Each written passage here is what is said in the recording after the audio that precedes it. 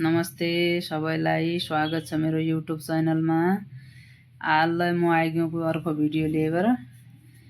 आज म बनाउने हूँ कटहरको साग बनाउन लाछु। तैलाई म कुकरमा नै पकाउने हूँ और पानी नै हाल्ने हूँ। म तसै बनाउँछु तैलाई। अब तम कसरी बनाउना छ म मेरो बनाउने तरिका यही हो। तमलाई पूरा भिडियो देखाउने हूँ म। अब ये कटहर म काट्यौं पहिले। थोड़ा काट्टालाई एमा टाइम लागन्छ।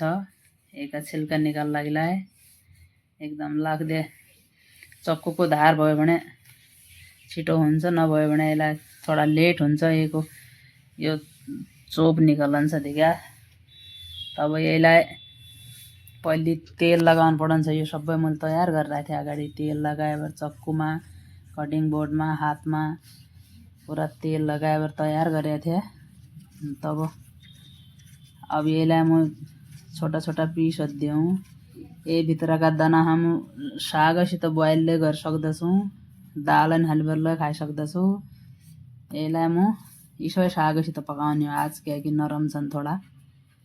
अब यसका छिल्का निकाल्छौँ सबै पहिले। छिल्का निकालेर यसको भित्र हुने एक डन्डी जो हुन्छ सारो, यसलाई फाल्नु पर्छ। अब यसलाई छोटो छोटो काटेर म भुट्ट्यौँ। यसलाई काट्टालाई थोड़ा टाइम लाग्दैछ छ, धेरै साह्रो छ यो। यसका छिल्कालाई पूरा साफ निकाल्यो भने छिटो पाकन्छ। एकदम मथमा निकाल्यो भने थोड़ा टाइम लागन्छ। म यसलाई अब सबै निकालिसकेँ छिल्का।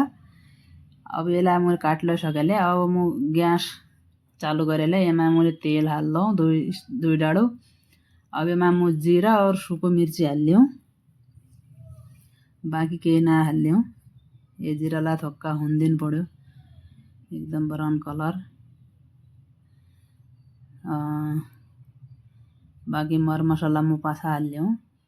पहिले ये तेललाई निकै गरम हुन्दिन पर्यो। जीरा और ये सुको मिर्ची यसलाई हुन्दिन पर्यो। अब म ये साग सब मेरो साग तयार छ। अब म यसमा हालेर यसलाई भुट्ट्यौँ।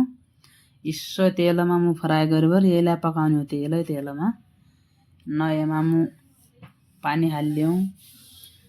अब यसलाई 10 मिनट त्यो पकाउँछ। हुन्छ म यसको मसला तयार बनाउन छु। यसमा मैले हल्दी, मिर्ची, धनिया पाउडर, जीरा पाउडर और लसुन और धनिया पत्ता यसलाई म एक साथ पिस्यो पहिले न, हल्का पानी हालेर। मैले जीरालाई हालेको छु यसमा। एक साथ यसलाई सबै मसला बनायो भने यी मेरो मसला तयार भइगयो। अब मेरो सागलाई आधा पाक सकियो तेलमा। मैले पानीलाई नहालेको थिएँ, केही नहालेको थिएँ। यो पाक्लै सक्यो। अब यसमा म मसला मिक्स गरिदिउँ। जो मैले यो सब मिक्सीमा पिसेको थिएँ उही मसला हाल्यौँ, बाँकी मैले केही हालेको छैन। अब यसलाई निकै मसला मिक्स हुन्दियो भने पाक्दालाई तेलमा पकायो भने धेरै टाइम नलाग्दो। अब मेरो यो सब्जी तयार भइगयो। धन्यवाद सबैजनालाई। मेरो बनाउने तरिका तमलाई कसो लाग्यो